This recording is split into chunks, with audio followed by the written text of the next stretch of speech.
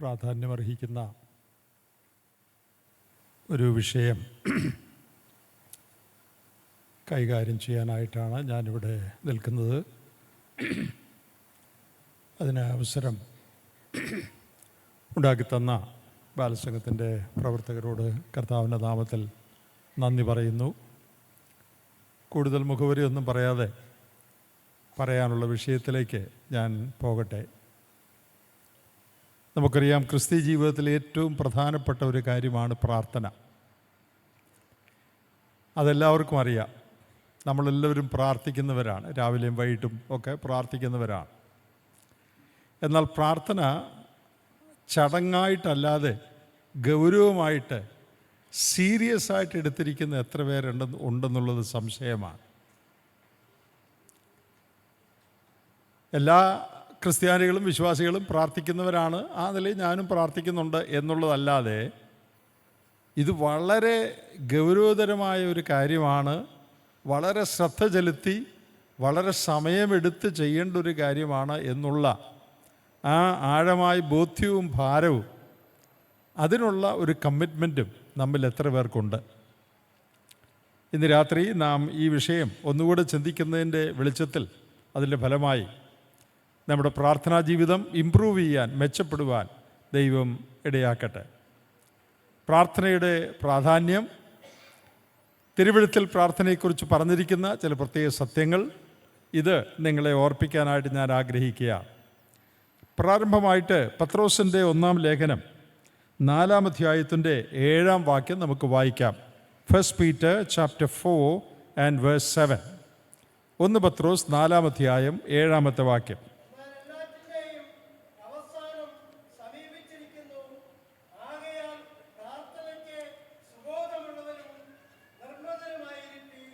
എല്ലാറ്റിൻ്റെയും അവസാനം സമീപിച്ചിരിക്കുന്നതുകൊണ്ട് നാം ചെയ്യേണ്ട ഒന്നാമത്തെ കാര്യം, അല്ലെങ്കിൽ ഏറ്റവും പ്രധാനപ്പെട്ട കാര്യമായിട്ട് പറഞ്ഞിരിക്കുന്നത് പ്രാർത്ഥിക്കണം എന്നുള്ളതാണ്. Be serious unto prayer and be self controlled in the matter of prayer. അതാണ് പ്രാർത്ഥനയ്ക്ക് സുബോധമുള്ളവരും നിർമ്മിതരുമായിരിപ്പിനെന്ന് പറഞ്ഞാൽ അതിൻ്റെ അർത്ഥം അതാണ്. You must be serious about prayer and you must be self-controlled so that you can give importance to prayer. പ്രാർത്ഥനയ്ക്ക് വളരെ പ്രാധാന്യം കൊടുക്കുകയും പ്രാർത്ഥനയ്ക്കായി നിങ്ങളെ തന്നെ ശിക്ഷണത്തിന് കീഴിൽ വരുത്തുകയും ഗൗരവമായ നിലയിൽ പ്രാർത്ഥനയെ കണക്കാക്കുകയും ചെയ്യണമെന്നാണ് പത്രോസ് ഇവിടെ പറയുന്നത്. എല്ലാറ്റിൻ്റെയും അവസാനം സമീപിച്ചിരിക്കുന്നു. നാം സാധാരണ പറയുന്ന ഭാഷയിൽ പറഞ്ഞാൽ നമ്മുടെ കർത്താവ് വരാനായിട്ട് അടുത്തിരിക്കുന്നു, കാലം അതിൻ്റെ അവസാനത്തിലേക്ക് എത്തിയിരിക്കുന്നു. അതുകൊണ്ട് നാം എന്ത് ചെയ്യണം? ഞാൻ പലപ്പോഴും വിചാരിച്ചിട്ടുണ്ട്, ഈ ഭാഗം വായിക്കുമ്പോൾ എല്ലാറ്റിൻ്റെയും അവസാനം സമീപിച്ചിരിക്കുന്നതുകൊണ്ട് കൂടുതൽ പ്രവർത്തിക്കണം എന്നല്ലേ ശരിക്കും പറയേണ്ടത്? നമ്മുടെ ചിന്ത അനുസരിച്ച് അങ്ങനെയല്ലേ? അല്ലാതെ കൂടുതൽ നേരം പ്രാർത്ഥിക്കണമെന്നാണോ പറയേണ്ടത്? എല്ലാറ്റിൻ്റെയും അവസാനം സമീപിച്ചിരിക്കുന്നതുകൊണ്ട് കുറേ കൂടി എല്ലാവരും പ്രാർത്ഥിക്കണം, അങ്ങനെയാണോ പറയേണ്ടത്? അതോ എല്ലാറ്റിൻ്റെയും അവസാനം സമീപിച്ചിരിക്കുന്നു, ഇനി അധിക സമയമില്ല, അതുകൊണ്ട് എല്ലാവരും ഓവർ ടൈമായിട്ട് പ്രവർത്തിക്കണം, അധ്വാനിക്കണം, കഴിയുന്നത്ര കാര്യങ്ങൾ ചെയ്യണം, കഴിയുന്നത്ര ക്യാമ്പ് നടത്തണം, കഴിയുന്നത്ര പ്രസംഗം നടത്തണം, കഴിയുന്നത്ര കൗൺസിലിംഗ് നടത്തണം, കഴിയുന്നത്ര സുവിശേഷവേല നടത്തണം, കാരണം സമയം അധികമില്ല. അങ്ങനല്ലേ വാസ്തവത്തിൽ പറയേണ്ടത്? നമ്മുടെ ചിന്ത അനുസരിച്ച് അങ്ങനെയാണ് വാസ്തവത്തിൽ പറയേണ്ടത്. അല്ലാതെ സമയം തീരാറായതുകൊണ്ട് കൂടുതൽ പ്രാർത്ഥിക്കണമെന്നാണോ പറയേണ്ടത്? എന്നാൽ പ്രിയപ്പെട്ടവരെ, ദൈവത്തിൻ്റെ ആത്മാവ് പറഞ്ഞിരിക്കുന്ന അങ്ങനെയാണ്. എല്ലാറ്റിൻ്റെയും അവസാനം സമീപിച്ചിരിക്കുന്നതുകൊണ്ട് എല്ലാവരും ഓവർ ടൈം വർക്ക് ചെയ്യുവനെന്നല്ല പറഞ്ഞിരിക്കുന്നത്. വർക്ക് ചെയ്യണമെന്ന് പറയല്ല. എന്നാൽ എല്ലാറ്റിൻ്റെയും അവസാനം സമീപിച്ചിരിക്കുന്നതുകൊണ്ട് വളരെ പ്രാർത്ഥിക്കണം. The end of all things is at hand. There is hardly any time left. Therefore, the exhortation is that we must become more serious in prayer and we must be self-controlled in the matter of prayer. എന്തുകൊണ്ടാണ് അങ്ങനെ പറഞ്ഞിരിക്കുന്നത്? നിങ്ങൾ ചിന്തിച്ചിട്ടുണ്ടോ? എല്ലാറ്റിൻ്റെയും അവസാനം സമീപിച്ചിരിക്കുന്നതുകൊണ്ട് കൂടുതൽ പ്രാർത്ഥിക്കണമെന്ന് പറയാൻ എന്താ കാര്യം? കൂടുതൽ പ്രവർത്തിക്കണമെന്നല്ലേ പറയേണ്ടത്? എന്നാൽ അങ്ങനല്ല പറഞ്ഞിരിക്കുന്നത്.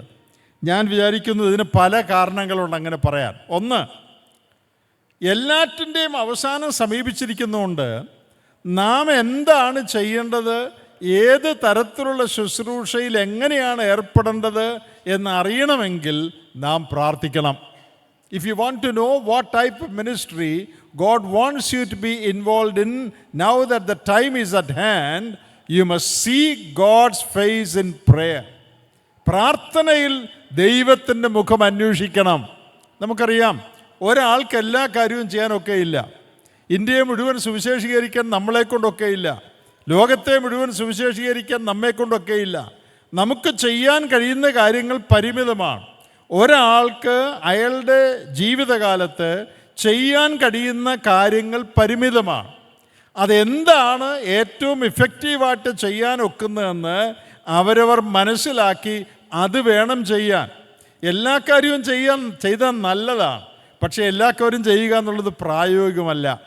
ഇനി സമയമധികം ഇല്ലാത്തതുകൊണ്ട് ഞാൻ എല്ലാ കാര്യവും ചെയ്യാൻ പോവുകയാണ് എന്നൊരാൾക്ക് പറയാൻ കഴിയുകയില്ല. കാരണം എല്ലാ കാര്യവും ഒരാളെ കൊണ്ട് ചെയ്യാനൊക്കെയില്ല.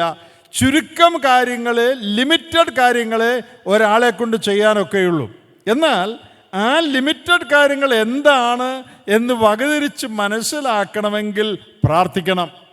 ദൈവത്തിൻ്റെ ഹിതം അറിയുകയും ദൈവത്തിൻ്റെ മുഖം അന്വേഷിക്കുകയും ദൈവസന്നിധിയിൽ കാത്തിരിക്കുകയും ചെയ്യുമെങ്കിൽ മാത്രമേ എൻ്റെ ജീവിതം കൊണ്ട് ഞാൻ എന്താണ് സാധിക്കേണ്ടത്, ഇനി അധിക കാലമില്ല, സമയമില്ല, ഞാൻ ഏതെല്ലാം കാര്യങ്ങളിലാണ് ഏർപ്പെടേണ്ടത് എന്ന് വ്യക്തമായി ദൈവത്തിൻ്റെ ഹിതവും ആലോചനയും നടത്തിപ്പും മനസ്സിലാക്കണമെങ്കിൽ പ്രാർത്ഥിക്കണം. പ്രാർത്ഥിച്ചില്ലേ എന്ത് പറ്റുമെന്നറിയാമോ? നല്ലതാണെന്ന് തോന്നുന്ന എല്ലാ കാര്യങ്ങളിലും പോയി ഇടപെടും. ഇത് നല്ല പ്രവർത്തനമാണ്, ഞാൻ ഇതിനകത്ത് ഫോക്കസ് ചെയ്യാൻ പോവുകയാണ്. കുറച്ച് ദിവസം കഴിയുമ്പോൾ അതിനേക്കാൾ നല്ലൊരു പ്രവർത്തനം തോന്നുന്ന വേറൊരു കാര്യം കാണും, അപ്പം ഞാൻ അതിലേക്ക് ചാടും. കുറച്ച് നാൾ കഴിയുമ്പോൾ വേറൊരു പ്രവർത്തനം വളരെ ഫലകരമാണെന്ന് തോന്നും, അപ്പോൾ അതിലേക്ക് ചാടും. ഞാനിങ്ങനെ എല്ലായിടത്തും ചാടി നടക്കുന്നതല്ലാതെ ജീവിതം കൊണ്ടൊന്നും സാധിക്കുകയില്ല. പ്രിയപ്പെട്ടവരെ, നാം അങ്ങനെ ജീവിക്കാനല്ല ദൈവം നമ്മെക്കുറിച്ച് ആഗ്രഹിക്കുന്നത്. നാം ഓരോരുത്തരും ചെയ്ത് തീർക്കേണ്ട ജോലി, ഇൻവോൾവ് ആയിരിക്കേണ്ട മിഷൻ എന്താണ് എന്നുള്ളത് ദൈവത്തിനൊരു കാര്യപരിപാടിയുണ്ട്. അത് നാം മനസ്സിലാക്കി അതിൽ വേണം നാം ഫോക്കസ് ചെയ്യാൻ. അത് മനസ്സിലാക്കണമെങ്കിൽ പ്രാർത്ഥിക്കണം, ദൈവത്തിൻ്റെ മുഖം അന്വേഷിക്കണം. God doesn't expect us to do everything. There are certain things that God has designed or planned for us. We must seek the face of God and seek His will to know what exactly God wants me to do. If I must know what God wants me to do, I must seek the face of God. I must spend time in prayer. ഞാനിതിനി ആവർത്തിച്ച് പറയേണ്ട ആവശ്യമില്ലല്ലോ. എൻ്റെ ജീവിതം കൊണ്ട് എന്താണ് സാധിക്കേണ്ടത്, ഞാൻ ഏത് മേഖലയിലാണ് ശുശ്രൂഷ ചെയ്യേണ്ടത്, എങ്ങനെയാണ് ശുശ്രൂഷ ചെയ്യേണ്ടത്, എവിടെയാണ് ശുശ്രൂഷ ചെയ്യേണ്ടത്, ഇത് കൃത്യമായിട്ട് അറിഞ്ഞ് അതിൽ വേണം നാം ശുശ്രൂഷയിൽ വ്യാപൃതരാകുവാൻ. എങ്കിലേ നമ്മുടെ വേല ഫലകരമായി തീരുകയുള്ളൂ. എല്ലാത്തിലും പോയി കൈയിട്ടാൽ ഒരു കാര്യവും സാധിക്കുകയുമില്ല, നമ്മുടെ നാളുകൾ കഴിഞ്ഞു പോവുകയും ചെയ്യും. ദൈവം നമ്മെ സഹായിക്കട്ടെ. എല്ലാറ്റിൻ്റെ അവസാനം സമീപിച്ചിരിക്കുന്നുണ്ട്. പ്രാർത്ഥനയുടെ കാര്യത്തിൽ നാം വളരെ സീരിയസ് ആകണം. നാം ദൈവത്തിൻ്റെ മുഖം അന്വേഷിക്കണം. നമ്മുടെ ജീവിതം കൊണ്ട് എന്ത് കാര്യമാണ് സാധിക്കേണ്ടത്, എന്തെല്ലാം കാര്യങ്ങളിലാണ് നാം ഇടപെടേണ്ടത്, ഇത് ദൈവത്തിൽ നിന്ന് തന്നെ നാം മനസ്സിലാക്കണം. മനസ്സിലാക്കി അതിനനുസരിച്ച് വേണം എൻ്റെ സമയവും എൻ്റെ പണവും എൻ്റെ കഴിവും എൻ്റെ റിസോഴ്സസ് എല്ലാം ഞാൻ ഉപയോഗിക്കാൻ. അതറിയണമെങ്കിൽ പ്രാർത്ഥിക്കണം. So if you want to know what exactly God wants you to do, if you want to do what God wants you to do, if you want to know the will of God concerning your life and your ministry, then you must take time to seek the face of God to know what His will is. എല്ലാറ്റിൻ്റെ അവസാനം സമീപിച്ചിരിക്കുന്നുണ്ട്, നമ്മൾ പ്രാർത്ഥിക്കണം. നിങ്ങൾ ശ്രദ്ധിച്ചിട്ടുണ്ടോ എന്നെനിക്ക് അറിഞ്ഞുകൂടാ, ഒരു പക്ഷേ ശ്രദ്ധിച്ച് കാണുമായിരിക്കും. പ്രവൃത്തികളുടെ പുസ്തകമാണ് ക്രൈസ്തവ സഭയുടെ ആരംഭം. അത് നമുക്കെല്ലാവർക്കും അറിയാം. നമ്മുടെ കർത്താവ് മരിച്ച് അടക്കപ്പെട്ട് ഉയർത്തെഴുന്നേറ്റ് സ്വർഗാരോഹണം ചെയ്ത് കഴിഞ്ഞ് ആദിമ ക്രിസ്ത്യാനികൾ അല്ലെങ്കിൽ ശിഷ്യന്മാർ ചെയ്ത ആദ്യത്തെ കാര്യം എന്താണ് എന്ന് നിങ്ങൾ ശ്രദ്ധിച്ചിട്ടുണ്ടോ? What was the first thing the apostles or the early Christians did after the Lord Jesus ascended into heaven, വിശ്വാസികൾ ചെയ്ത ആദ്യത്തെ കാര്യം എന്തായിരുന്നു? പ്രവൃത്തികളുടെ പുസ്തകം 1-ാം അധ്യായത്തിൻ്റെ 14-ാം വാക്യത്തിൽ ഉണ്ടത്. Acts chapter 1 verse 14. അവിടെ പറഞ്ഞിരിക്കുന്നത്, ഇവരെല്ലാവരും സ്ത്രീകളോടും യേശുവിൻ്റെ അമ്മയായ മറിയോടും അവൻ്റെ സഹോദരന്മാരോടും കൂടെ ഒരുമനപ്പെട്ട് പ്രാർത്ഥന കഴിച്ചു പോന്നു. ഉയർത്തെഴുന്നേറ്റ ക്രിസ്തു തൻ്റെ ശിഷ്യന്മാരെ കമ്മീഷൻ ചെയ്തു. ലോകം മുഴുവൻ പോയി സുവിശേഷം അറിയിക്കണം, ശിഷ്യരാക്കണം. അവൻ സ്വർഗാരോഹണം ചെയ്തു. അത് കഴിഞ്ഞ് ആദ്യം ശിഷ്യന്മാർ ചെയ്തതായി പറയപ്പെടുന്ന ശുശ്രൂഷ പ്രാർത്ഥിക്കുക എന്നുള്ളതായിരുന്നു. The first thing the early disciples did after the Lord Jesus ascended was to pray. They gathered together to pray.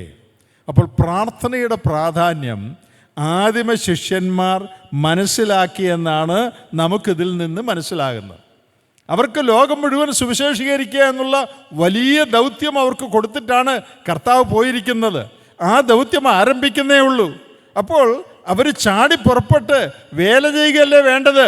അല്ല, ശിഷ്യന്മാർക്കറിയാമായിരുന്നു ആദ്യം ചെയ്യേണ്ടത് ദൈവസന്നിധിയിൽ സമയം ചെലവഴിക്കുക, പ്രാർത്ഥിക്കുക എന്നുള്ളതായിരുന്നു.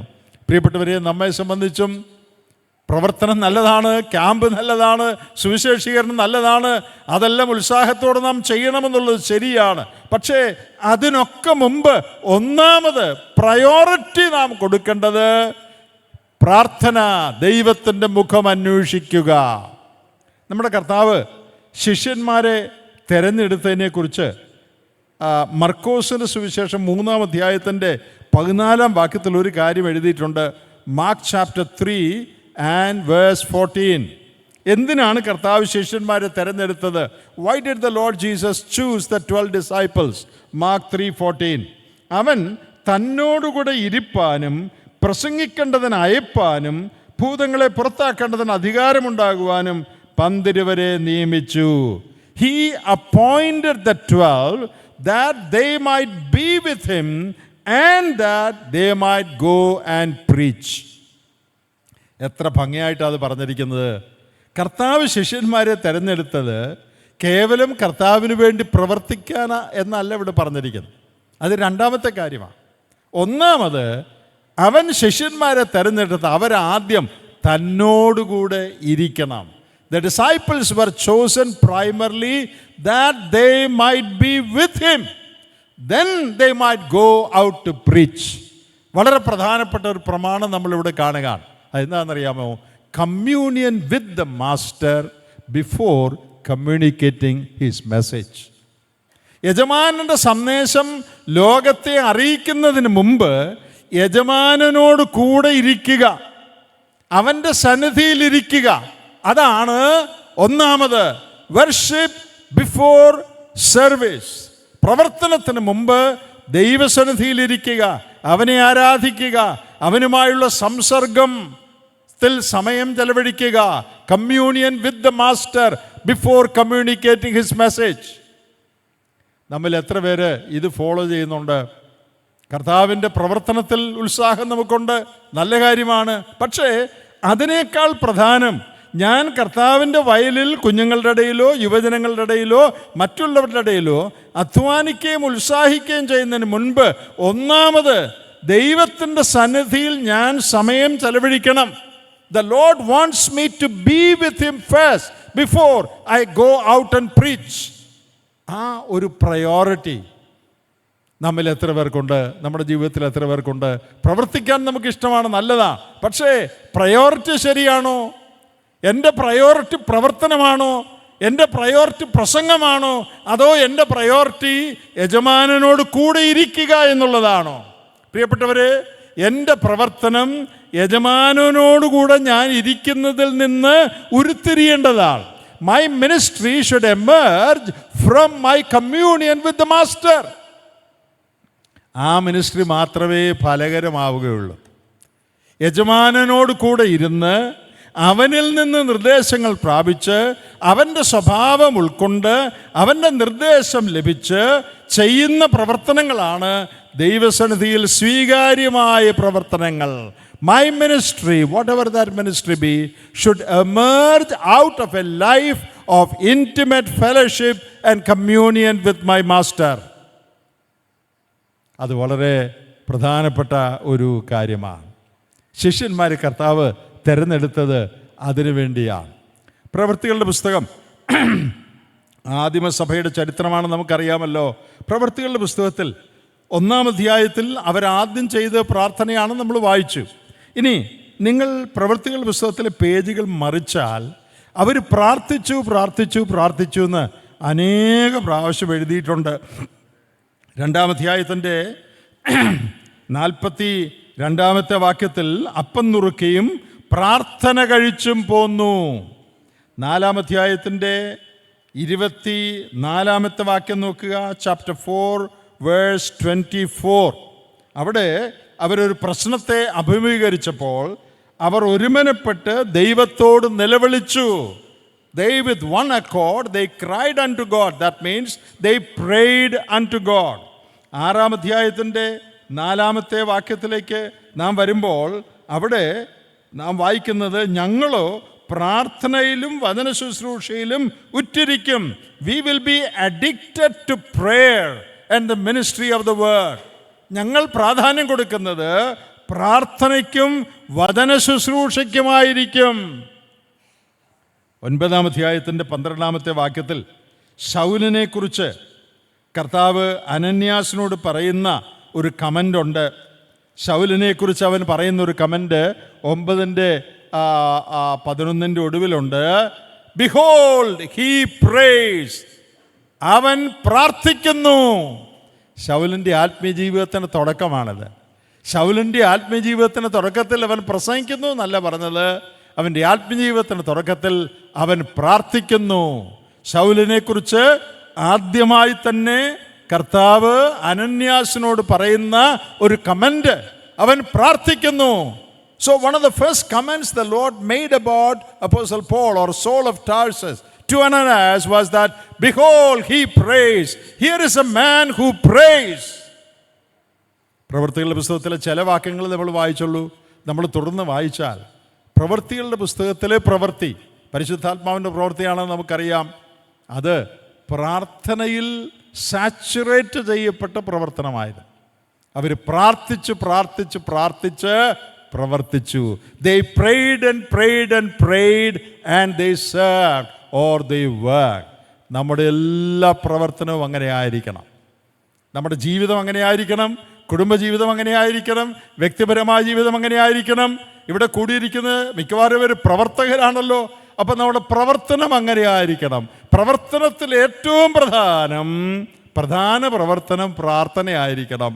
പിന്നെ ഇടയ്ക്ക് ക്യാമ്പ് നടത്താം, ഇടയ്ക്ക് ഔട്ട്റീച്ചിന് പോകാം, ഇടയ്ക്ക് സുവിശേഷം അറിയിക്കാം, അതൊക്കെ വേണം. പക്ഷെ മെയിൻ ബിസിനസ് പ്രാർത്ഥനയായിരിക്കണം. ദൈവസന്നിധിയിൽ ഇരിക്കുക എന്നുള്ളതായിരിക്കണം എൻ്റെ മെയിൻ ബിസിനസ്. അതിൽ നിന്നാണ് ബാക്കി എല്ലാ പ്രവർത്തനങ്ങളും എമർജ് ചെയ്യേണ്ടത്. പ്രിയപ്പെട്ടവരെ, വേദപുസ്തകം നമ്മൾ പരിശോധിക്കുമ്പോൾ ദൈവത്തിൻ്റെ പ്രവർത്തനത്തിൻ്റെ ഒരു നല്ല പാറ്റേൺ ചിലയിടത്ത് നമുക്ക് കാണാൻ പറ്റും. ദ മിഷൻ ഓഫ് ഗോഡ്, ദൈവത്തിൻ്റെ വേല അതെങ്ങനെയാണ് നടത്തേണ്ടത്? വേദപുസ്തകത്തിൽ നമ്മൾ കാണുന്ന ഒരു പാറ്റേൺ ഉണ്ട്. പ്രത്യേകിച്ച് നെഹമ്യാവിൻ്റെ പുസ്തകം ഏറ്റവും വലിയൊരു പ്രോജക്റ്റ് പ്രവർത്തനം നടത്തിയ ആളാണ് നെഹമ്യാവ്. നമുക്കെല്ലാവർക്കും അറിയാം. യെരുശലേമിൻ്റെ ഇടിഞ്ഞു കിടന്ന മതിൽ പല എതിർപ്പുകളും ശത്രുക്കളും ഒക്കെ ഉണ്ടായിരുന്നിട്ടും വിജയകരമായി പൂർത്തീകരിച്ച ഒരു ചരിത്രമാണ് നെഹമ്യാവിൻ്റെ പുസ്തകം. ആ പ്രവർത്തനം എങ്ങനെയാണ് നെഹമ്യാവ് നടത്തിയത് എന്ന് നെഹമ്യാവിൻ്റെ പുസ്തകം വായിച്ചു നോക്കിയാൽ നമുക്ക് മനസ്സിലാകും. അവിടെ നാം കാണുന്ന ഒരു പാറ്റേൺ ഉണ്ട്. ഈ കാലത്തും നമുക്കെല്ലാവർക്കും പിൻപറ്റാൻ പറ്റിയ ഒരു പാറ്റേൺ അവിടെയുണ്ട്. നെഹമ്യാവിൻ്റെ പുസ്തകത്തിൽ നമ്മൾ വായിക്കുന്നത്, ആദ്യം നെഹമ്യാവിൻ്റെ പുസ്തകം 1-ാം അധ്യായത്തിൽ നമ്മൾ വായിക്കുന്നത് യെരുശലേമിൻ്റെ അവസ്ഥയെക്കുറിച്ച് കേട്ടപ്പോൾ 1:4 ചാപ്റ്റർ 1 വേഴ്സ് 4 നെഹമ്യാവ് ഇരുന്ന് കരഞ്ഞു, ദുഃഖിച്ചു, ഉപവസിച്ചു, പാപങ്ങൾ ഏറ്റുപറഞ്ഞു, രാവും പകലും പ്രാർത്ഥിച്ചു. When Nehemiah heard of the condition of the walls of Jerusalem, the first thing he did was he prayed about it. He talked to God about it. ദൈവം യെരുശലേമിനെ കുറിച്ചുള്ള വാർത്ത അവൻ്റെ കാതിൽ വന്ന് അടിച്ചപ്പോൾ അവന് ദൈവം ആ ഭാരം കൊടുത്തു. യെരുശലേമിൻ്റെ മതിൽ പണിയാനുള്ള ഭാരം കിട്ടിയപ്പോൾ ആദ്യം നെഹമ്യാവ് ചെയ്തത്, നെഹമ്യാവ് ആ കാര്യം ദൈവത്തോട് പ്രാർത്ഥിച്ചു. പിന്നെന്താ സംഭവിച്ചത്? നെഹമ്യാവിൻ്റെ പുസ്തകത്തിൻ്റെ ബാക്കി ഭാഗങ്ങൾ വായിച്ചു നോക്കിയാൽ നമുക്കറിയാം, ആ പ്രാർത്ഥനയ്ക്കുത്തരമായി ദൈവം അത്ഭുതകരമായ നിലയിൽ നെഹമ്യാവിനെ സഹായിക്കുകയും മതിലിൻ്റെ പണി ശത്രുക്കളും എതിർപ്പും പരിഹാസവും നിന്നയും ഒക്കെ ഉണ്ടായിട്ടും തക്ക സമയത്ത് ആ മതിലിൻ്റെ പണി പൂർത്തീകരിക്കാൻ ഇടയാകുകയും ചെയ്തു. അപ്പോൾ ദൈവത്തിൻ്റെ പ്രവർത്തനത്തിൻ്റെ പാറ്റേൺ എന്താ? What is the pattern of God's mission? God's mission starts in the mind of God. Then he shares that burden with his men, with his people. Those who receive that burden, they pray it back to God. In answer to God, God accomplishes that mission. നമ്മളൊരു graph വരച്ചാൽ, ഒരു പടം, ഞാൻ ഈ പറഞ്ഞതിൻ്റെ ഒരു പടം വരച്ചാൽ, ഏറ്റവും മുകളിലൊരു വട്ടം, അതിനകത്ത് എഴുതേണ്ടത് ദൈവം. താഴോട്ടൊരു ആരോ, ആ ആരോയുടെ അടിയിൽ എഴുതേണ്ടത് മാൻ, അല്ലെങ്കിൽ ദൈവപുരുഷൻ, ദൈവം മനുഷ്യൻ. ഇനി ആ ദൈവത്തിൻ്റെ ഹൃദയത്തിലുണ്ടായ ആശയമാണ്, അത് ദൈവം മനുഷ്യരുമായിട്ട് നെഹമ്യാവുമായിട്ട് പങ്കുവെക്കുന്നു. മൂന്നാമത്തെ ആ ഡയഗ്രത്തിൻ്റെ ബാക്കി, that man prays it back to God. അവന് ഭാരം ലഭിച്ചപ്പോൾ അവനത് ദൈവത്തിങ്കിലേക്ക് പ്രാർത്ഥനയായിട്ട് ഉയർത്തുകയാണ്. അടുത്ത ആരോ മുകളിലോട്ട്, താഴോട്ടൊരു arrow, God to man, then man to God. അടുത്ത arrow, God back to man. God accomplishes it through men. ദൈവത്തിൻ്റെ ഹൃദയത്തിൽ ഭാരമുണ്ടായി, ദൈവം ആ ഭാരം മനുഷ്യനുമായിട്ട് പങ്കുവെച്ചു. ആ ഭാരം ലഭിച്ച ആളുകൾ അല്ലെങ്കിൽ ആള് ദൈവത്തോട് പ്രാർത്ഥനയിൽ ആ കാര്യം അപേക്ഷിച്ചു. പ്രാർത്ഥനയ്ക്കുത്തരമായി ദൈവം ആ കാര്യം സാധിപ്പിച്ചു. അപ്പോൾ ആ ഡയഗ്രം എങ്ങനെ ഇരിക്കും? God to man, man to God in prayer, and God again accomplishes it among men. ഇങ്ങനെയാണ് എല്ലാ പ്രവർത്തനവും നടക്കേണ്ടത്. എല്ലാ പ്രവർത്തനവും ആരംഭിക്കേണ്ടത് ദൈവത്തിൻ്റെ ഹൃദയത്തിലാണ്. ഇവിടെ ഇരിക്കുന്ന എത്ര പേർക്കറിയാം ബാലസംഘവും YMF എങ്ങനെയാണ് തുടങ്ങിയതെന്ന്? ചെറിയ സാറ് തുടങ്ങിയതെന്ന് നമുക്ക് എല്ലാവർക്കും അറിയാം അല്ലേ? പക്ഷേ ഇതെങ്ങനെയാണ് തുടങ്ങിയതെന്ന് നിങ്ങൾക്ക് അറിയാമോ? ഞാനിതിന് മുമ്പൊരു വർക്കേഴ്സ് ട്രെയിനിങ് പ്രോഗ്രാമിന് ഇവിടെ വന്നപ്പോഴും ഞാനിത് പറഞ്ഞിട്ടുണ്ട്. ഒന്നുകൂടി പറയാനായിട്ട് ആഗ്രഹിക്കുക. ചെറിയാൻ സാറിൻ്റെ സ്മരണികയിൽ ഇത് എഴുതിയിട്ടുണ്ട്. അതിൽ നിന്നാണ് ഞാനീ പറയുന്നത്.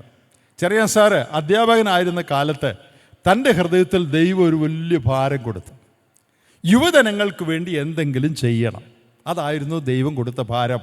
അപ്പോൾ ദൈവത്തിൻ്റെ ഹൃദയത്തിലെ ഭാരം ചെറിയാൻ സാറുമായിട്ട് ദൈവം ഷെയർ ചെയ്തു. സാർ എന്ത് ചെയ്യുമെന്നറിയാമോ?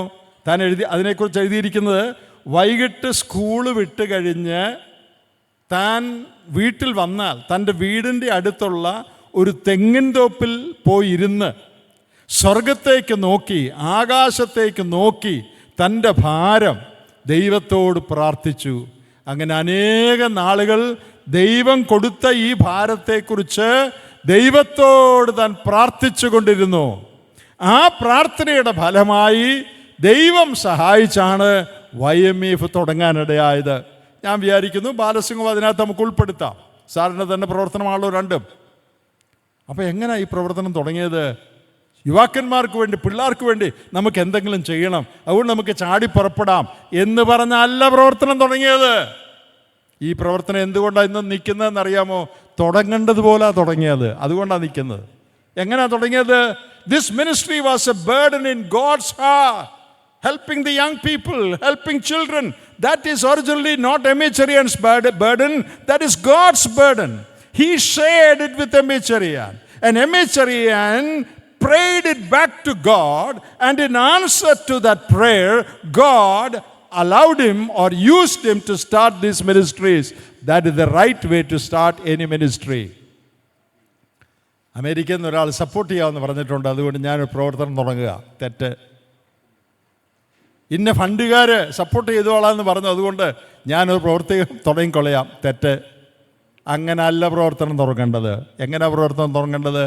ദൈവത്തിൻ്റെ ഹൃദയത്തിലെ ഭാരം ദൈവം നീയുമായിട്ട് പങ്കുവെച്ചിട്ടുണ്ടെങ്കിൽ, നീ ആ ഭാരം ദൈവസന്നിധിയിൽ പ്രാർത്ഥനയിൽ ദൈവത്തിങ്കിലേക്ക് ഉയർത്തുന്നുണ്ടെങ്കിൽ, അങ്ങനെ കുറേ നാളുകൾ നീ പ്രാർത്ഥിച്ച് ദൈവത്തിൻ്റെ മുഖം അന്വേഷിക്കുമ്പോൾ അതെങ്ങനെ നിറവേറ്റണമെന്നുള്ളത് സംബന്ധിച്ച് ദൈവം നിനക്ക് വെളിച്ചം തരും.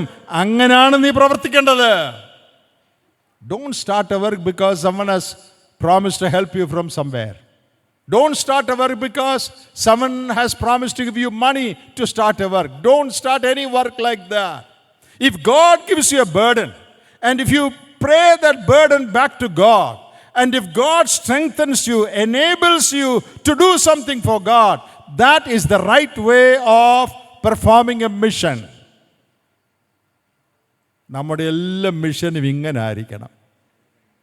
അവിടുന്ന് തുടങ്ങി താഴോട്ട് വന്ന് മുകളിലോട്ട് പോയി പിന്നെയും താഴോട്ട് വന്ന്, ഈ ഡയഗ്രം ഇല്ലാത്ത ഒരു മിഷനും ശരിയല്ല. അത് എൻ്റെ തന്നെ മിഷനാണ്, നിങ്ങളുടെ തന്നെ മിഷനാണ്, വീട്ടുകാരുടെ മിഷനാണ്, അല്ലെങ്കിൽ സഭക്കാരുടെ മിഷനാണ്. അതൊന്നും ദൈവസന്നിധിയിൽ സ്വീകാര്യോഗ്യമല്ല. ദൈവസന്നിധിയിൽ സ്വീകാര്യമായ ഒറ്റ പ്രവർത്തനമേ ഉള്ളൂ.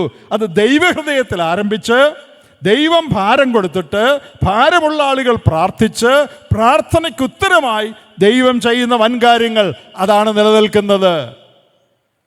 പ്രിയപ്പെട്ടവരെ, ബാലസംഘത്തിൻ്റെ പ്രവർത്തനം മാത്രമല്ല, നാം ഏർപ്പെടുന്ന എല്ലാ പ്രവർത്തനവും അങ്ങനെ ആയിരിക്കണം.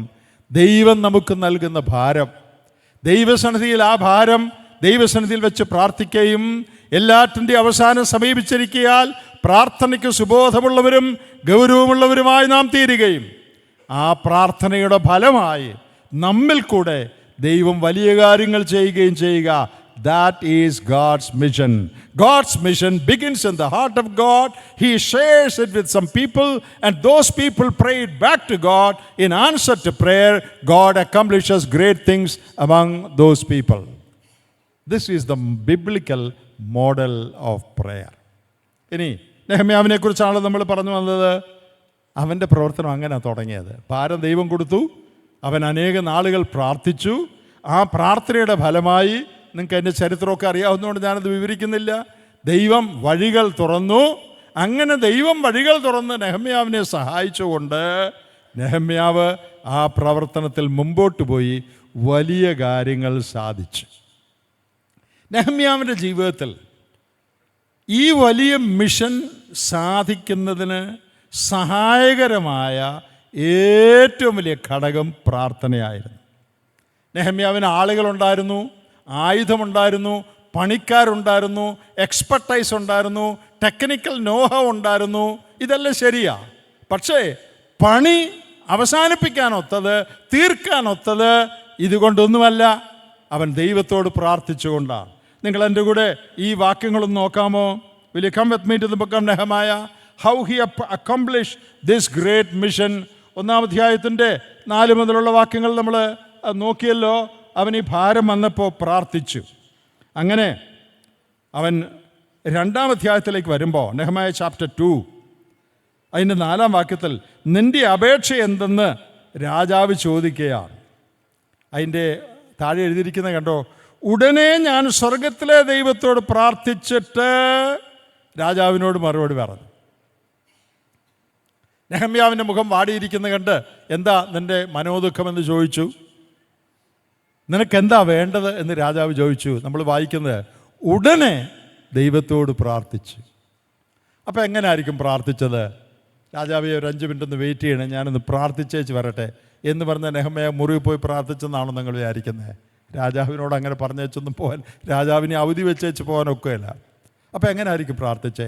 എൻ്റെ ഭാഷയിൽ പറഞ്ഞാൽ, അവിടെ ഇരുന്നുകൊണ്ടൊരു ടെലഗ്രാം, പഴയ ഭാഷയിൽ നെഹമ്യാ ഒരു കമ്പി അടിച്ചു മുകളിലോട്ട്. Nehemiah sent a telegram to God when the king asked, what do you want? He cried unto God in a minute. ഒരു നിമിഷത്തിൽ സ്വർഗത്തിലേക്ക് അവനെ ഹൃദയമുയർത്തി. He said, oh God, please help. That is prayer. You don't have to kneel down to pray. You don't have to lift up your hand to pray. You don't have to go and close yourself in a room to pray. It's good if you can do that. അതൊക്കെ ചെയ്താൽ നല്ലതാ. പക്ഷെ എപ്പോഴും ചെയ്യാനൊത്തൊന്നും വരികയില്ല. നടക്കുന്ന വഴിക്ക് പട്ടി കടിക്കാൻ ഓടിച്ചിടുമ്പോൾ മുട്ടുകുത്തുകയില്ലാരും. പട്ടി കടിക്കാൻ ഓടിച്ചിടുമ്പോൾ നീ ഓടുക. അതിനിടയ്ക്ക് എങ്ങനെയാണ് പ്രാർത്ഥിക്കുന്നത്? ദൈവമേ, അതാ പ്രാർത്ഥന. അത്രയും മതി. ഒറ്റ വാക്ക് പറയാൻ പോലും നേരെയില്ല. പറയാൻ നിന്നാൽ പട്ടി വരും. പ്രാർത്ഥന എന്ന് പറയുന്നത് ഏതെങ്കിലും പ്രത്യേക ഒരു set of rules, system follow ചെയ്യുന്നതല്ല. Prayer is crying to God. Prayer is lifting your heart up to God. Words don't matter. Your posture is not important. The condition of your heart, that is what is important. അതുകൊണ്ടാണ് തെസ്സലോനിക്ക ലേഖനത്തിൽ പറഞ്ഞിരിക്കുന്നത് ഇടവിടാതെ പ്രാർത്ഥിക്കണമെന്ന്. ഇടവിടാതെ എങ്ങനെയാണ് പ്രാർത്ഥിക്കാൻ പറ്റുമോ? Pray without ceasing. How can you pray without ceasing? If you have to kneel down, if you have to hold your hands, if you have to bow your head, can you pray all the time? You cannot. സഹോദരിമാർ, അടുക്കളയിൽ cook ചെയ്തുകൊണ്ടിരിക്കുമ്പോഴും പ്രാർത്ഥിക്കാം. നിങ്ങൾ നടക്കാനായിട്ട് പോകുമ്പോൾ, നടന്നുകൊണ്ടിരിക്കുമ്പോൾ പ്രാർത്ഥിക്കാം. Prayer is communion with God. Prayer is linking your heart with God's heart. Prayer is crying unto God. You can do that anytime. മുട്ടുകുത്തിയും കൈകൂപ്പിയൊക്കെ പ്രാർത്ഥിക്കാൻ സൗകര്യമുള്ളപ്പോൾ ചെയ്തു, അത് നല്ലതാണ് കേട്ടോ. പക്ഷേ എപ്പോഴും അത് ചെയ്യാൻ പറ്റത്തില്ല. അപ്പോൾ ഇവിടെ നെഹമ്യാവിനോട് എന്താ നിനക്ക് വേണ്ടതെന്ന് ചോദിച്ചപ്പോൾ ഉടനെ ഒരു ടെലഗ്രാം ദൈവത്തെങ്കിലേക്ക് അയച്ചു. ദൈവമേ സഹായിക്കണം. ദൈവം കൊടുത്ത വിവേകമനുസരിച്ച് അവൻ മറുപടി പറഞ്ഞു. നാം താഴോട്ട് വായിച്ചു വരുമ്പോൾ പ്രവർത്തനം തുടങ്ങി. നെഹമ്യാവും കൂട്ടരും വേല തുടങ്ങിയപ്പോൾ ഏത് നല്ല പ്രവർത്തനത്തിനും സംഭവിക്കുന്ന പോലെ നെഹമ്യാവിൻ്റെ പ്രവർത്തനത്തിനും സംഭവിച്ചു. എം ചെറിയ സാറ് YMEF തുടങ്ങിയതിനെക്കുറിച്ച് സാറ് തന്നെ ഒരു ചെറിയ യോഗത്തിൽ സാക്ഷ്യം പറഞ്ഞ് ഞാൻ കേട്ടിട്ടുണ്ട്. ഒരുപക്ഷെ നിങ്ങൾ ചിലർക്ക് അതറിയായിരിക്കും. YMEF തുടങ്ങിയപ്പോൾ അന്നത്തെ സഭയിലെ മൂപ്പന്മാരായ പ്രധാനികളായ ആളുകൾ എല്ലാവരും കൂടെ കൂടി YMEF ബാൻ ചെയ്തു. നിങ്ങൾക്കറിയാമോ അത്? YMF ഇത് വളരെ കുഴപ്പം പിടിച്ചൊരു പ്രസ്ഥാനമാണ്, ഇതിനാരും സഹകരിക്കരുതെന്ന് അന്നത്തെ പ്രധാനപ്പെട്ട ആളുകൾ കൽപ്പന പുറപ്പെടുവിച്ചു. പക്ഷേ YMEFനൊന്നും സംഭവിച്ചില്ല. അത് മുമ്പോട്ട് തന്നെ പോയി. എന്താ കാര്യം? ദൈവം തുടങ്ങിയതായതുകൊണ്ട്. ദൈവം തുടങ്ങിയതിനെതിരെ എന്ത് കൽപ്പന പുറപ്പെടുവിച്ചാലും ഭയപ്പെടേണ്ട ആവശ്യമില്ല. പക്ഷെ ദൈവം തുടങ്ങിയതായിരിക്കണം. നീയും ഞാനും തുടങ്ങിയതാണെങ്കിൽ ചിലപ്പോൾ ശരിയാകുകയില്ല. പ്രിയപ്പെട്ടവരെ, ഇവിടെ ഇതാ ശത്രു വരിക. ഈ പ്രവർത്തനം ആരംഭിച്ചപ്പോൾ 4-ാം അധ്യായത്തിൽ ആ ശത്രുക്കൾ പറയുന്നത്, ഒരു കുറുക്കൻ കയറിയാൽ അവരുടെ കന്മതിൽ ഉരുണ്ട് വീഴും. കളിയാക്കുക. ഇവർ വലിയ കാര്യത്തിന് മതിൽ പണിയാ. ഒരു കുറുക്കൻ കയറിയാൽ ഇവരുടെ മതിൽ ഉരുണ്ട് വീഴും. അടുത്ത വാചകം നിങ്ങൾ ശ്രദ്ധിച്ചിട്ടുണ്ടോ? എനിക്ക് വളരെ ഇഷ്ടമുള്ളൊരു വാചകമാണ്. തൊട്ടടുത്ത വാചകം എന്താ? ഞങ്ങളുടെ ദൈവമേ കേൾക്കണേ. ഓ ഗോഡ് ഹിയർ. നമ്മളായിരുന്നു എന്ത് ചെയ്തേനെ? കുറുക്കൻ കയറിയാൽ നിങ്ങളുടെ പ്രവർത്തനം ഇടിഞ്ഞു വീഴുമെന്ന് പറഞ്ഞാൽ നമ്മളെന്ത് പറയും? കുറുക്കനല്ല, ആന കയറിയാൽ ഞങ്ങളുടെ ഈ പ്രവർത്തനം ഇടിഞ്ഞു വീഴുകയല്ല എന്ന് പറഞ്ഞേനെ അല്ലേ? നെഹമ്യാവ് അങ്ങനെ പറഞ്ഞില്ല. കുറുക്കൻ കയറിയാൽ ഇടിഞ്ഞു വീഴുമെന്ന് പറഞ്ഞപ്പോൾ ആന കയറിയാലും വീഴുകയെന്ന് പറയാൻ പോയില്ല. വേറൊരു നിലയിൽ പറഞ്ഞാൽ അവനോട് മറുപടി പറയാൻ പോയില്ല. ഞാനിവിടെ ഒരു കാര്യം പറയട്ടെ, നിങ്ങൾക്ക് എല്ലാവർക്കും അത് പ്രയോജനമാകുമെന്ന് ഞാൻ വിചാരിക്കാം. ആളുകൾ അതും ഇതും പറയും, എഴുതും, മാസികയിൽ എഴുതും, വാട്സാപ്പിൽ എഴുതും, സോഷ്യൽ മീഡിയയിലൊക്കെ എഴുതും. ഇഷ്ടംപോലെ എഴുതുന്നുണ്ടല്ലോ, എല്ലാവർക്കും അറിയാം, ഞാൻ വിശദീകരിക്കണ്ട. എല്ലാവർക്കും എതിരെ എഴുതും. ദയവ് ചെയ്ത് അതിൻ്റെ പുറകെ പോകരുത്. പുറകെ പോയാൽ നിൻ്റെ ജീവിതം നീ പാഴാക്കും. ഒരു ഗുണം ഉണ്ടാകുകയില്ല. ആരങ്ങനെ പറഞ്ഞേ? അത് ഞാനൊന്നും പറഞ്ഞതല്ല. റാന്നിയിൽ ഒരു സൗരം പറയുന്നത് കേട്ട. ആരാ റാന്നിയിലെ ആളുടെ നമ്പർ ഇതാ? ആരാ ഇത്? എന്നെക്കുറിച്ച് ആരാ ഇങ്ങനെ പറഞ്ഞേ? ഹലോ റാന്നി, എന്നെക്കുറിച്ച് ഇങ്ങനെ പറഞ്ഞായിരുന്നോ? ബ്രദറെ, അത് ഞാൻ കഴിഞ്ഞ ആഴ്ച കോട്ടയത്തൊരു കൺവെൻഷൻ പോയപ്പോൾ അവിടെ ആളുകൾ പറയുന്നത് കേട്ടോ. അല്ലേ, ഞാനായിട്ട് പറഞ്ഞതല്ല. കോട്ടയത്താരാ? നമ്പർ ഇതാ, കോട്ടയത്തെ നമ്പർ. ഉടനെ കോട്ടയത്തെ നമ്പർ മേടിച്ചു. കോട്ടയം എന്നെക്കുറിച്ച് ബ്രദർ ഇങ്ങനെ പറഞ്ഞു. എൻ്റെ ബ്രദർ, ഞാനിത് പറഞ്ഞുണ്ടാക്കിയല്ല. കഴിഞ്ഞ ആഴ്ച എറണാകുളത്ത് ഒരു കല്യാണത്തിന് വന്നപ്പോൾ അവിടെ ആളുകൾ ഇങ്ങനെ പറയുന്നത് കേട്ടോ. അത് ഞാൻ പറഞ്ഞതേ ഉള്ളൂ. എറണാകുളത്ത് ആരാ പറഞ്ഞേ? നമ്പർ ഇതാ. എറണാകുളത്ത് വിളിച്ചു. അപ്പോൾ എറണാകുളത്തെ ആൾ പറഞ്ഞാൽ ഞാൻ പറഞ്ഞെന്നുള്ളത് ശരിയാണ്, പക്ഷേ ആരാ എന്നോട് പറഞ്ഞെന്നുള്ളത് ഞാൻ പറയത്തില്ല. അതോടെ നിൻ്റെ എൻക്വയറിയും തീർന്നു, BSLൻ്റെ കുറച്ച് കാശ് കിട്ടി, നിൻ്റെ മനസമാധാനം പോയി, നിൻ്റെ സമയവും പോയി. കാലെണ്ണയുടെ പ്രയോജനമില്ല. എൻ്റെ സഹോദരന്മാരെ, don't waste your time going after all these things. ഇന്ന് അനേക ആളുകളും ഇതാ ചെയ്യുന്നത്. ഉള്ള കാര്യമാണ് ഞാൻ പറയുന്നത്. ആരാ പറഞ്ഞ്? ആരാ എനിക്കെതിരെ എഴുതിയ? എന്താ പറഞ്ഞ? അതിൻ്റെ പുറകെ പോവുക. പുറകെ പോയാൽ നിന്റെ സമയം മെനക്കെടുത്തു എന്നല്ലാതെ കാലെണ്ണയുടെ പ്രയോജനം നിനക്കുണ്ടാകുകയില്ല. നമ്മളെക്കുറിച്ച് ആരെങ്കിലും എന്തെങ്കിലും എഴുതുകയോ പറയുകയോ ചെയ്താൽ അതിനകത്ത് കഴമ്പുണ്ടോ എന്ന് നോക്കണം കേട്ടോ. ഉള്ള കാര്യമാണോ എന്നൊന്ന് പരിശോധിക്കണം. നമ്മുടെ തെറ്റാണെങ്കിൽ അത് നമ്മൾ തിരുത്തണം. അത് വേണ്ടെന്ന് ഞാൻ പറയുന്നില്ല. പക്ഷേ വെറുതെ പറയുക, വെറുതെ എഴുതുകയാണെങ്കിൽ അതിൻ്റെ പുറകെ പോകരുത്. എൻക്വയറി കമ്മീഷൻ നിയോഗിക്കരുത്, ചോദിക്കാൻ പോകരുത്, പറയാൻ പോകരുത്. ആരെങ്കിലും എന്തെങ്കിലും പറയട്ടെ, കുറുക്കൻ കഴിയാൽ എലി കഴിയാൽ നിന്റെ മതിൽ വീഴുമെന്ന് പറയും. അപ്പം നീ എന്ത് ചെയ്യണം?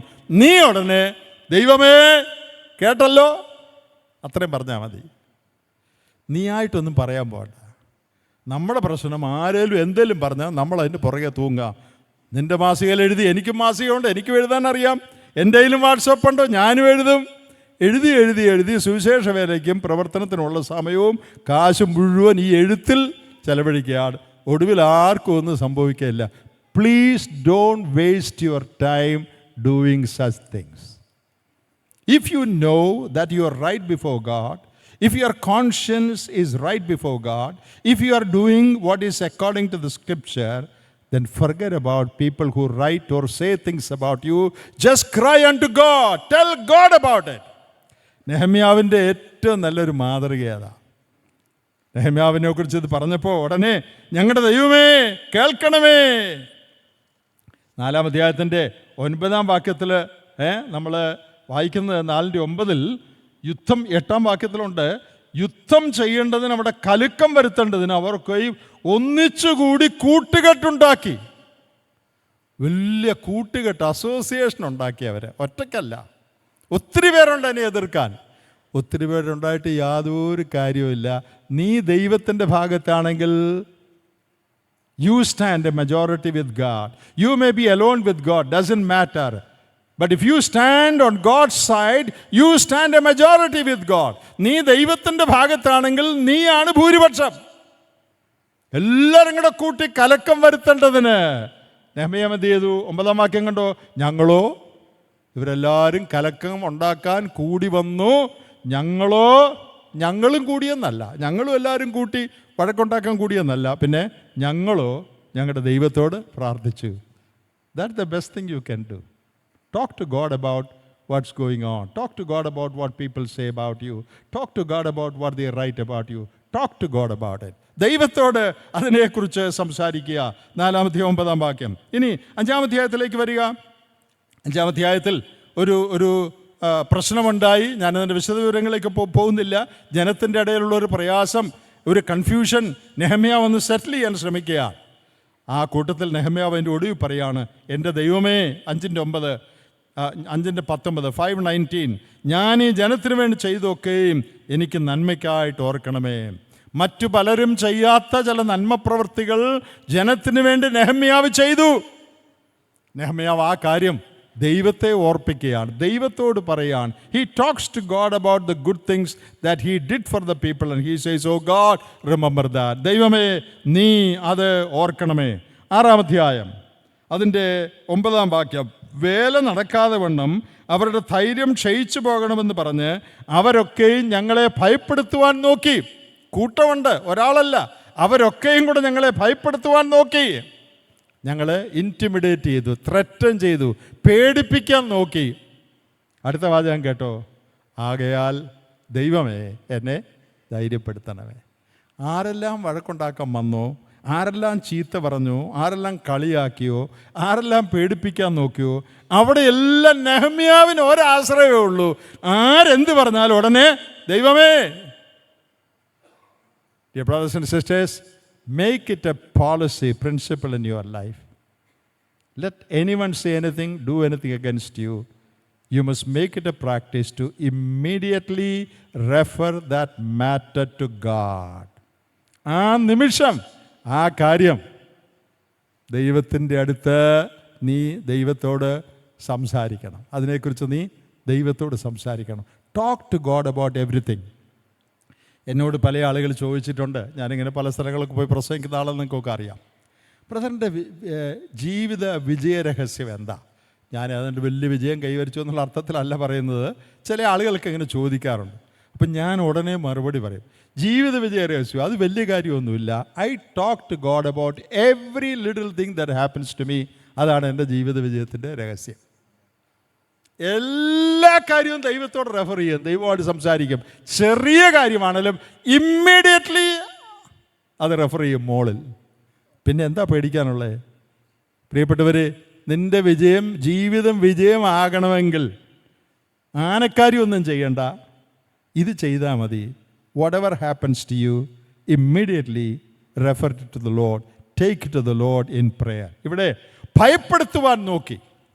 അപ്പോൾ നെഹമ്യാവ് പറയാണ് 9, ദൈവമേ എന്നെ ധൈര്യപ്പെടുത്തണമേ. ഈ വാചകം വായിക്കുമ്പോൾ എനിക്കൊരു സംശയം, നെഹമ്യാവിനൊരു സ്വല്പം പേടി വന്നായിരുന്നെന്ന്. അതുകൊണ്ടായിരിക്കും എന്നെ ധൈര്യപ്പെടുത്തണേ എന്ന് പറഞ്ഞത്, അല്ലേ? എല്ലാവരും കൂടെ എന്നെ പേടിപ്പിക്കാൻ നോക്കി. നെഹമ്യാവ് അയ്യോ എന്നെ ധൈര്യപ്പെടുത്തണേ. എനിക്ക് തോന്നുന്നു എല്ലാവരും കൂടെ പേടിപ്പിക്കാൻ നോക്കിയപ്പോൾ നെഹമ്യാവിൻ്റെ മനസ്സിലൊരു ചെറിയ പേടി വന്നു കാണും. എന്നെ ധൈര്യപ്പെടുത്തണമേ. ഒരാൾ പറഞ്ഞിട്ടുണ്ട്, courage is not the absence of fear. ധൈര്യമെന്ന് പറയുന്നത് പേടിയില്ലായ്മയല്ല. ഇവിടെ പേടിയില്ലാത്ത വല്ലവരും ഇവിടെ ഉണ്ടോ? ഒരു പേടിയില്ലാത്ത ആരെങ്കിലും ഉണ്ടോ? ഇപ്പോൾ ഒരു പാമ്പ് അതിലെ വന്നാൽ അറിയാം പേടിയുണ്ടോ ഇല്ല? ഉണ്ടോ? നമുക്കെല്ലാം എനിക്കും പേടിയുണ്ട്, നിങ്ങൾക്കും പേടിയുണ്ട്, നമുക്കെല്ലാവർക്കും പേടിയുണ്ട്. പേടിയില്ലെന്നൊന്നും ആരും പറയണ്ട.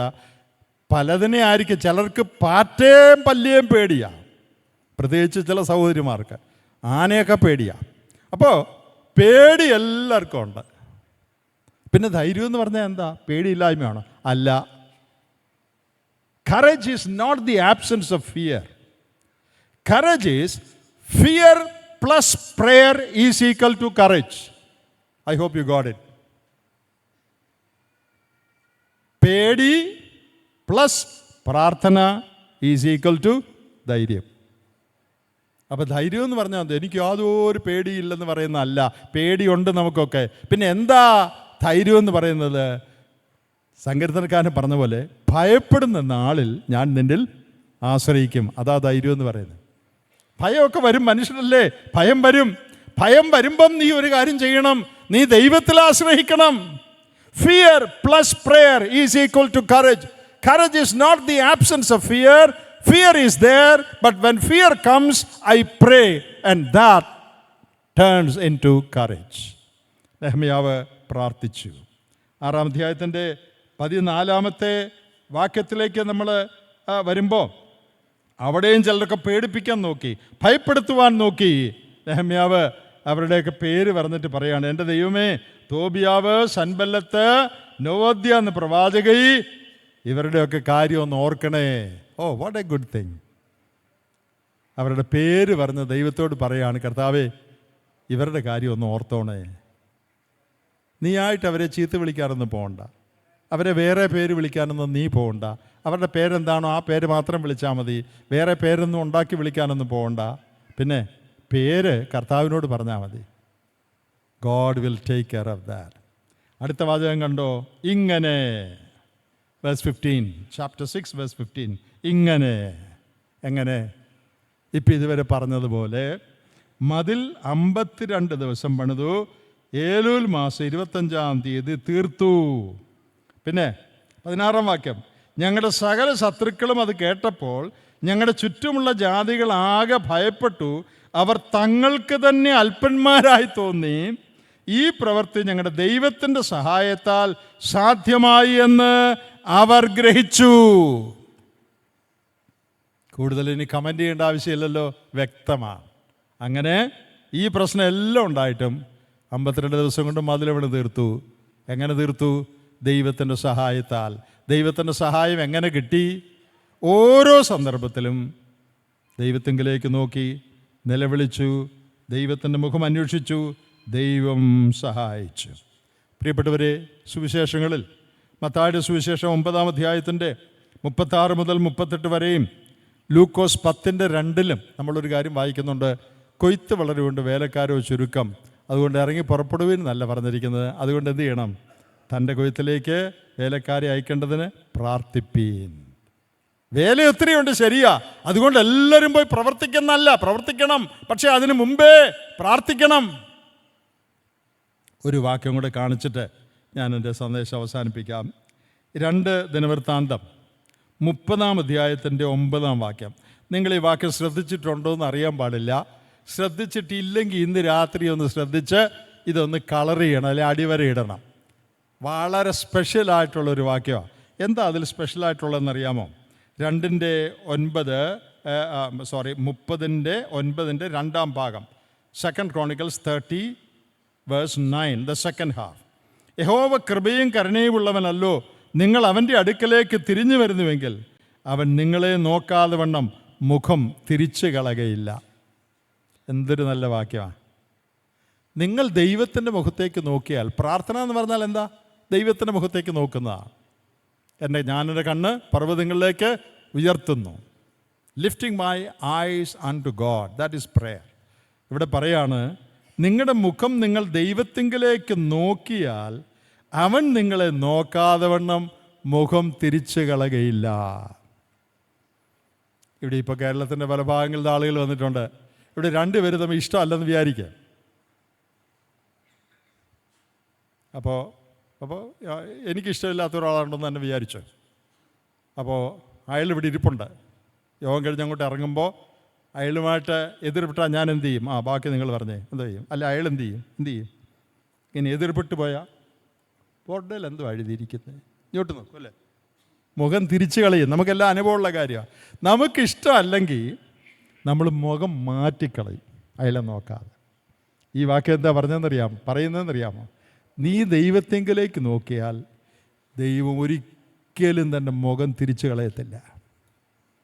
എന്തോ ഒരു വാക്യം അല്ലേ, എന്തൊരു ധൈര്യമാണ്. ഞാൻ ദൈവത്തെങ്കിലേക്ക് നോക്കിയാൽ ദൈവം തൻ്റെ മുഖം ഒരിക്കലും തിരിച്ചു കളയത്തില്ല. അവൻ നിന്റെ മുഖത്തേക്ക് നോക്കും. നീ നോക്കുന്നില്ല, അതാ അവൻ നിന്റെ മുഖത്തേക്ക് നോക്കാത്തത്. If you turn to God's face, God will never turn his face away. If you look to him, he will look to you. ഇന്ന് രാത്രി ഈ ധൈര്യത്തോടെ നമുക്ക് അവസാനിപ്പിക്കാം. ഞാൻ ദൈവത്തിൻ്റെ മുഖത്തേക്ക് നോക്കിയാൽ ദൈവം തീർച്ചയായിട്ടും എൻ്റെ മുഖത്തേക്ക് നോക്കും. അവൻ തൻ്റെ മുഖം മറച്ച് കളകയില്ല. ഞാൻ അവങ്കിലേക്ക് നോക്കുമ്പോൾ അവൻ വേറെ സ്ഥലത്തോട്ട് നോക്കത്തില്ല. ദൈവം നമ്മെ സഹായിക്കട്ടെ. നമ്മുടെ പ്രവർത്തനം, നമ്മുടെ ജീവിതം, വ്യക്തിജീവിതം, കുടുംബജീവിതം, പ്രവർത്തന ജീവിതം എല്ലാം പ്രാർത്ഥനയാൽ ബലപ്പെട്ട് ഉള്ളതായിട്ടിരിക്കട്ടെ. Let us become serious and self-controlled in the matter of prayer. May the Lord help us.